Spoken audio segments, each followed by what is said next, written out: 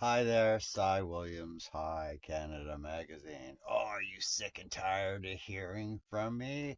Well, guess what? It's just going to get worse as we head towards issue 100, our final issue, our end of an era gala that we are holding at this gorgeous estate in Burlington on May 28th, and that's to celebrate 10 years, 100 issues of Canada in cannabis, or as I like to refer to it as cannabis in Canada.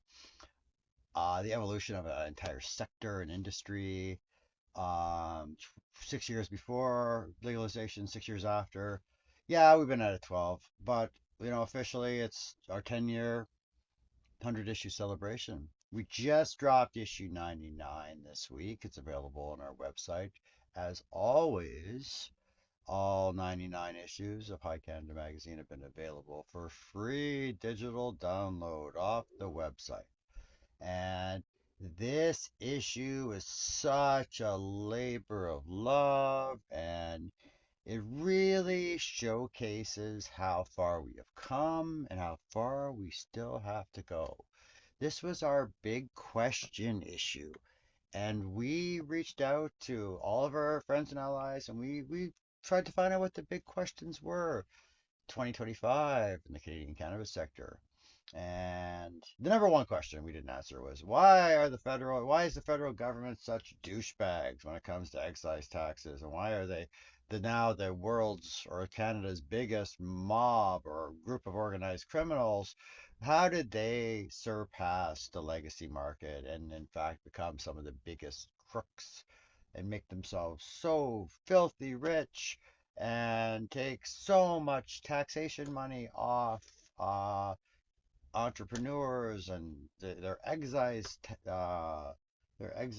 tax schemes and their crazy rollout policies and their ridiculous marketing regulations and I am so happy that we are where we are.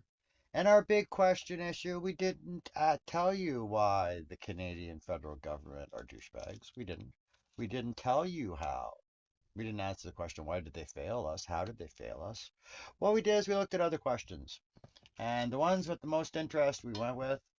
And right out of the gate, the biggest question asked to High Canada Magazine is what's going on with sovereign cannabis in Canada? So we went to the experts. We visited bands and tribes and territory and reservations across Canada, and we really learned a lot. I took a menteeship with a good friend of mine, um, Andrew Nagan, and he taught me about Indigenous sweat lodges and tradition, and honoring our ancestors, and really gave me my basic training, the things I needed to know. And Andrew helped me heal, suffering a lot the last year after the death of my father, the bankruptcy, near bankruptcy of my beloved magazine. My life was pretty shattered.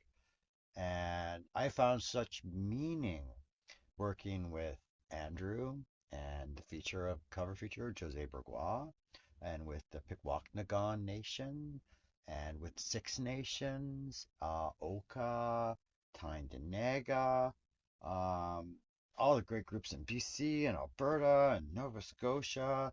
And there's so many great people out there fighting, still believe in the plant and their service to their community. And I've always loved the sense of entrepreneurship. I see some of the most amazing packaging and marketing and creativity.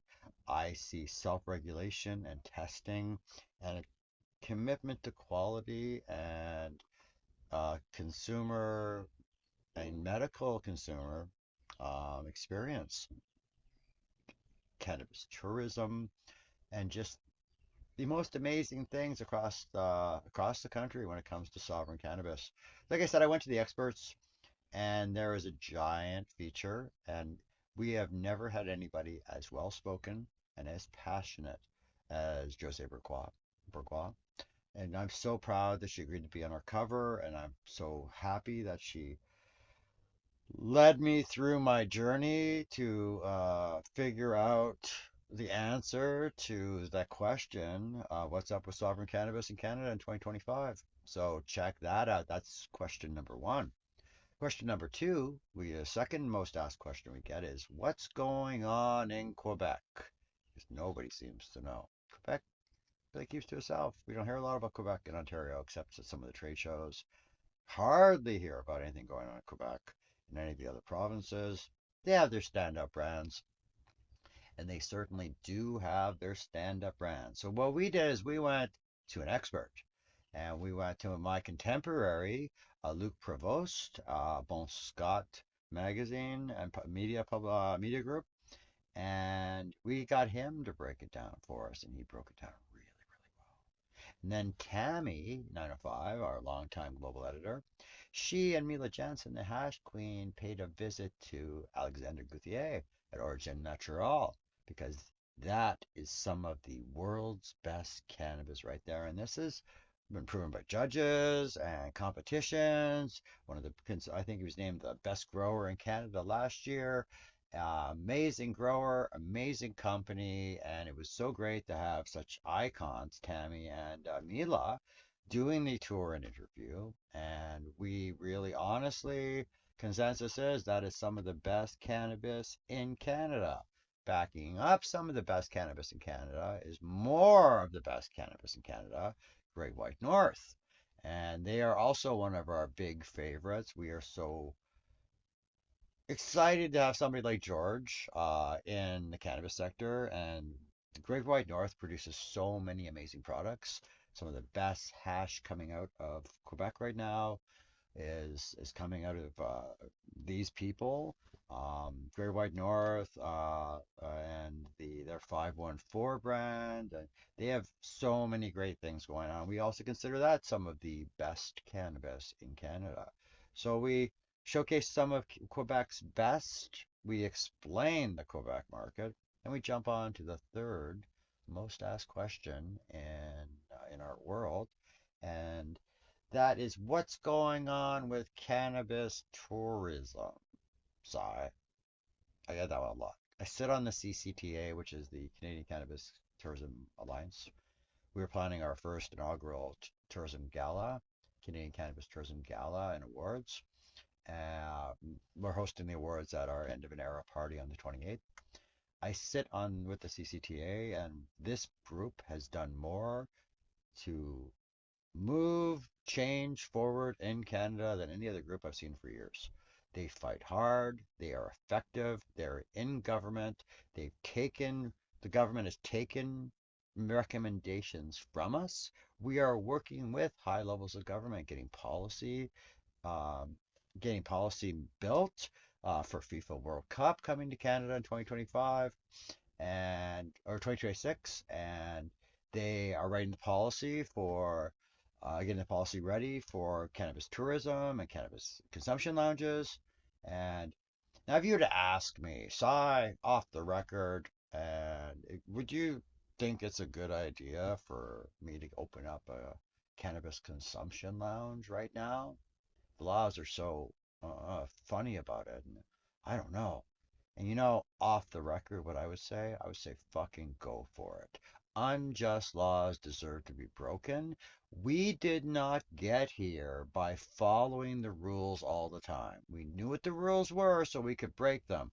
If we didn't have those early dispensaries rising up all over Canada, we would not have the current legal market right now. We wouldn't have the network, the community, the growers. And without those people, losing money, taking risks, dealing with police, and eliciting change, nothing would have happened. So when it comes to Canada and our consumption lounges, do it. Set an example. You get fined, pay the fine, open up again. Give people what they want. And if enough people start opening up consumption lounges on their own, they're just writing the policy to catch up. So go ahead. Get out there. We never didn't get grandfathered in the first round. And then we have amazing groups like Cannabis Culture Lounge out of Vancouver, another one in Mission that does very well. And they're out there and they're doing it anyways, giving Canadian cannabis enthusiasts, Canadian medical cannabis patients, people who are enthusiastic about cannabis, people who love cannabis, people who self treat with cannabis, giving them a place to gather and consume away from a bar. It's giving them a place, giving us our community. So if they're not going to give it to us, take it, set it up. Let's get moving on this, people. Let's get moving before they create the laws and make access to entry even harder. So yeah, that's we look at this, what the CCA has been up to. We look at their team, their amazing team of people who are fighting so hard, so effectively for change and experience economy within the Canadian cannabis sector and really evolving what we have built right now. So pay attention to cannabis tourism. It's important. It's going to be more important this year than ever before and next year, and it's just going to keep growing. So stay tuned. We answer that big question. We also, to answer this question, we talked to Michelle over at Joint Connections, and she is running lead on the Legacy Legends. And I believe that is a whole bunch of just legacy, amazing legacy people. Some of them, let's see if I can remember them. It's all amazing growers, some of the best growers, all legacy. I believe you have Jeff from Smoker Farms, Remo from Remo Farms, one of the best growers that I've ever met. And honestly, what a fucking good guy. Love this guy. Been a big supporter of the magazine. We featured him so many times. He and his wife Sandra are just some of the very best people I've ever met. And I'm proud to call Remo one of my friends. I'm so proud of him to see him doing this. He's also got Kevin Varner from Royal Harvest, who honestly, if you have not smoked Royal Harvest and you call yourself a cannabis enthusiast and you've not smoked this fucking fire, you're missing out, man. And you will have FOMO for your freaking entire life unless you try some. His Sherbo, oh my God. Talk to anybody who's consumed Kevin's flower. It gets better and better and better. And his commitment to quality and legacy values and producing the very, very best. He he is so picky when it comes to his plants, and he grows the very best fire. So if you live out in Victoria, you already know this. You live on the island, you know this. You live in BC, you know this. If you go to book club or part of the book club meetings, you know this. And if you don't know who Kevin Varner is and Royal Harvest, find out. You are missing out. So really excited about that and all the things going on in BC with the road back to legacy. And Michelle and Joint Connections and that whole group combined with there was a recent Cannabis Tourism Alliance event held in Vancouver as well. There's so many amazing things happening there, and we were really happy to answer that question. So the fourth question, I'm going on and on. The fourth question is, Cy, what's going on with cannabis and veterans? That was a tough one because we hear about all sorts of shenanigans going on there. And it is a fiery side of the industry and it's controversial. So, and it's, you need, someone who knows that side of the sector. And someone, we actually knew someone who is at the top of her game, Amy Green, a veteran who runs the Cannabis Veterans Alliance. And we reached out to her to say, hey, break it down for us. And she does. And she breaks it down for us very, very well. We have nothing but respect for Amy and all the hard work she does. Our magazine and personally, I support Amy Green 1000%. She's actually one of the people I've met out there who's involved with medical and veterans and insurance and that whole, I'm sure we all got stories and heard things about going on with the veterans and insurance and groups trying to win their business and their full order every month so that insurance is maxed out. But listen, Amy Green, She's not like that. She fights for veterans. She advocates for veterans. She is a veteran herself, and she understands the veteran world better than most people I have met who work with veterans and medical cannabis. So you don't know who Amy Green is, and you are not familiar with the Cannabis Veterans Alliance, you should really read her editorial this month because it answers that question. What's going on in Canada with veterans in cannabis? So then our fifth question, and it evolved over time. And the fifth question was, what's going to happen with cannabis in Canada? What's going on? What's the future look like? Where do we go from here? Where do we go from here?